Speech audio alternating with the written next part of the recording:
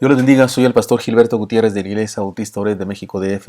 Me da mucho gusto saludarlos en este jueves 5 de septiembre de 2019. Primero el Evangelio, el mensaje del primer Evangelio, el Evangelio de Marcos. Estamos en el devocional número 43 de esta serie. Creyendo para ser santos. Marcos capítulo 9, versículos 14 al 29. Les comparto, ya hemos establecido 3 principios para permanecer en Cristo todos los días. Debemos comprometernos, letra C de la palabra Cristo, con Dios. Debemos comprometernos con Dios cada vez que despertamos. Debemos renovarnos, letra R de la palabra Cristo, renovarnos en su gracia que derrama todos los días sobre nosotros. Y debemos inspirarnos, letra I. Y esto inspirarnos es inspirarnos en su palabra, que fue inspirada por Él, nos inspira, la leemos, nos nutre, nos llena. Ahora iniciamos un nuevo principio. Usamos la letra S de la palabra Cristo para recordar que cada vez que iniciamos un nuevo día, también debemos aprovechar la oportunidad para estar con Él y para santificarnos. Compromiso, renovación, inspiración y santidad, santificarnos. El pasaje que hoy nos corresponde estudiar es complejo y debemos ser sabios en la interpretación que hagamos de él. Recordemos la escena anterior. El Señor rechazó la idea de Pedro de permanecer en el monte de la transfiguración. ¿Se acuerdan? Hagamos 3 enramadas, una para ti, una para Moisés, una para Elías. Jesús dijo no y les desafió a descender al valle de lo cotidiano. Inmediatamente, no se quedaron allá arriba, bajaron a lo normal, a lo de cada día.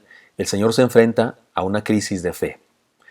Al bajar, al descender del monte de la transfiguración, en el justo centro de su comunidad básica, se enfrenta y sus discípulos con él a una crisis de fe. Resulta que sus discípulos estaban siendo enfrentados con el fracaso.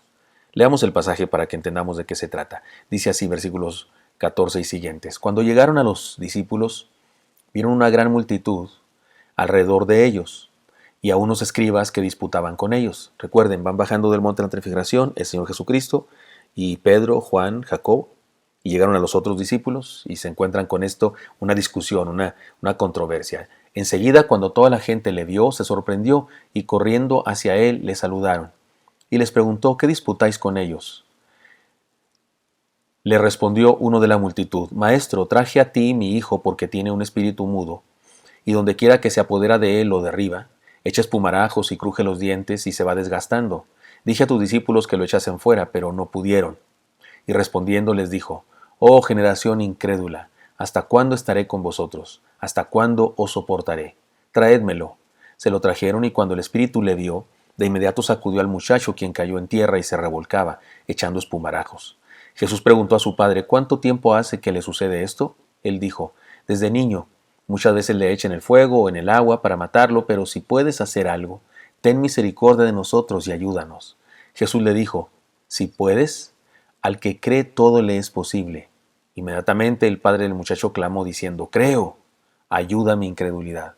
Pero cuando Jesús vio que la multitud se agolpaba, reprendió al espíritu inmundo diciéndole, Espíritu mudo y sordo, yo te mando, sal de él y nunca más entres en él. Entonces clamando y desgarrándole con violencia, el espíritu salió y el muchacho quedó como muerto, de modo que muchos decían, está muerto. Pero Jesús le tomó de la mano y le enderezó, y él se levantó. Cuando él entró en casa, sus discípulos le preguntaron en privado, ¿por qué no pudimos echarlo fuera nosotros? Él les dijo, este género con nada puede salir, sino con oración. Antes de encontrar algunas enseñanzas, consideremos los siguientes antecedentes. Los síntomas de aquel muchacho nos hacen pensar en la epilepsia. De hecho, algunas personas opinan que el problema no era una posesión demoníaca, sino que el Señor se adaptó a los pensamientos de la gente de aquella época que pensaban que se trataba de una situación demoníaca, pero que en realidad era una enfermedad como la epilepsia. Si así hubiera sido, la verdad es que no importa. Igual queda demostrado que el Señor tiene poder sobre cualquier cosa. Yo personalmente creo que sí existe tal cosa como el mal y espíritus malignos, pero hay personas que piensan que se trata solamente de enfermedades. No importa. Jesús tiene poder sobre cualquier otro poder, sobre cualquier circunstancia y puede sanar, puede bendecir, puede cambiar las circunstancias. ¿Qué nos enseña este suceso? Que Jesús tiene poder sobre enfermedades espirituales, mentales y físicas. No importa el nivel ni la clase de males que aquejan nuestra vida. Si necesitamos ayuda, podemos ir a Dios y Él atenderá nuestra necesidad. Podemos poner en sus manos las cosas que padecemos y que sabemos de dónde proceden, pero también podemos entregarle aquello que desconocemos y que por misterioso nos causa más daño. En ocasiones es cierto, hay cosas, pastor, que en mi casa, que hay espíritus, que se mueven cosas, hay fenómenos físicos, fenómenos, me refiero, ópticos o de sonido, hay situaciones de sugestión colectiva, la gente dice algo y todos los demás tienen miedo y empiezan a ver cosas, y hay situaciones que pudieran ser sobrenaturales, ¿qué importa? Dios tiene poder sobre ellas. Cuando alguien me dice eso de su casa, yo voy y oro. O cuando alguien me dice que vieron, voy y oro al Señor y le pedimos al Señor que quite cualquier cosa, sea lo que sea un fenómeno físico, sea un fenómeno mental de sugestión, sea un asunto espiritual, Dios tiene poder. Así es que usted y yo podemos estar seguros de eso, y esta es una de las cosas que el pasaje nos enseña. En segundo lugar, Jesús jamás nos falla. Aunque los discípulos de Jesús pueden desilusionarnos, pero Él nunca nos falla. Bajaron del monte y están sus discípulos, los que se quedaron, ¿no? Juan, Jacobo y Pedro, que habían subido con el Señor, y están en una situación de fracaso. Y la gente está como desilusionada de ellos. ¿Qué pasa? Estos no pueden hacer las cosas. Insisto, Jesús jamás nos falla, aunque sus discípulos pueden hacerlo. Yo le puedo desilusionar a usted, yo puedo fracasar y puedo quedar mal con usted, pero el Señor, quien me llamó, el Señor que me salvó, Él no le fallará a usted jamás. Es un grave error evaluar el Evangelio de Cristo por los malos ejemplos de los cristianos. En el texto se nos dice que los discípulos fallaron, pero después queda claro que Jesús triunfó sobre el mal. El día de hoy existen muchos malos ejemplos de quienes dicen ser cristianos. Debemos hacer un esfuerzo por ignorarlos, o por lo menos debemos evitar que influya en nuestra decisión respecto a creer o no creer. Le digo a usted que no va a una iglesia, a usted que no ha entregado su vida a Jesucristo, ¿qué le detiene? ¿El mal ejemplo de un cristiano? ¿Tiene un primo, un cuñado, un pariente que se dice cristiano y que es un rufián de primera? Debo decirle, Jesús no tiene la culpa de que esa persona sea así. Jesús es poderoso y Jesús no le fallará a usted jamás. Le puede fallar a usted su hermano, su amigo, su pariente, su cuñado, su vecino, quien sea le puede fallar, pero Jesús no le fallará jamás. Es interesante que el Señor se molestó por el fracaso de fe de sus discípulos. ¿Hasta cuándo?, dijo generación incrédula.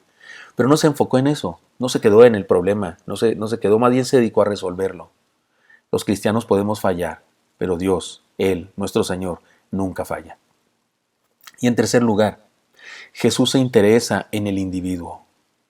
Hay personalidades públicas que hablan de tener un gran amor para la humanidad, pero se muestran intransigentes y molestos cuando alguien les pide un autógrafo o un favor, ¿no es cierto? Hay gente que se dice que tienen ideales y que luchan por la paz y por el mundo, pero se acerca una persona sencilla y le tratan mal, porque solamente dicen que se interesan por todos cuando son multitudes, porque eso les conviene en su fama, en su poder, en su prestigio.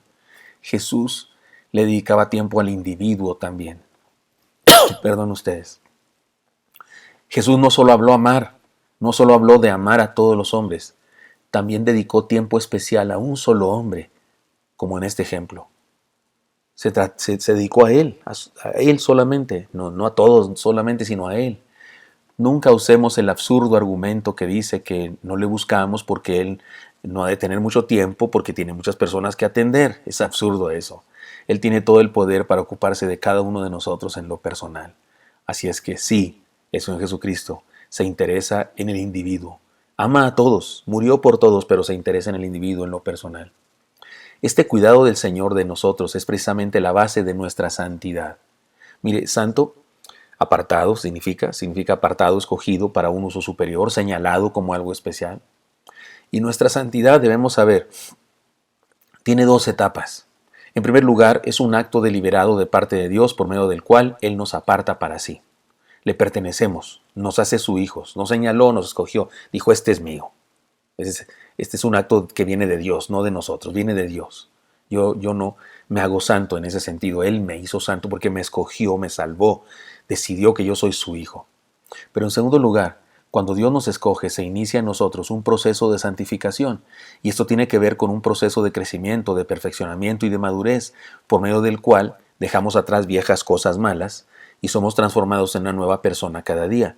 Y en este proceso sí participamos. Él sigue siendo el que nos santifica. Él sigue siendo el poder que nos santifica. Pero sí participamos nosotros porque leemos su palabra, oramos, es decir, hablamos con Él. Vamos a una congregación a donde escuchamos su palabra y somos nutridos, nos relacionamos con otros cristianos, compartimos la fe y todas estas cosas y otras muchas más que hacemos en la vida cristiana nos santifican o nos permiten ser santificados por Él. Entonces dos etapas, cuando Él nos santifica porque nos escoge, y el proceso de santificación que se inicia desde ese momento y dura toda la vida hasta que muramos. De hecho, cuando morimos y vamos a su presencia, podemos decir que se nos aceleró el proceso de la santificación y llegamos en perfección con Él. Por eso cuando usted quiere decirle a alguien mejor muérete, podría decirle, ojalá que se te acelere el proceso de la santificación. Claro que no es una buena cosa, no es un buen deseo, por supuesto que no es honorable decir eso, pero teológicamente hablando es una frase correcta. Que se te acelere el proceso de santificación quiere decir que ya te vayas de aquí, mano, y estés en el cielo. Pero bueno, mídase para no decir eso a una persona más que de manera de una broma. Así que cada día, hermanos y amigos, cada día comprometámonos con el Señor, letra C de la palabra Cristo. Renovémonos en su gracia, dejando que ponga en nuestra vida nuevas cosas buenas. Y letra I, inspirémonos en su palabra para conocerle mejor. Y letra S, a partir de hoy iniciamos con este tema, santifiquémonos creyendo en Él. Dejemos que quite de nosotros viejas cosas malas. Compromiso, renovación, inspiración y santidad. 4 letras de la palabra Cristo que nos ayudan a andar en Cristo, permanecer en Cristo. Espero que esto sea útil para usted y me encantaría encontrarle el día de mañana. Hasta pronto.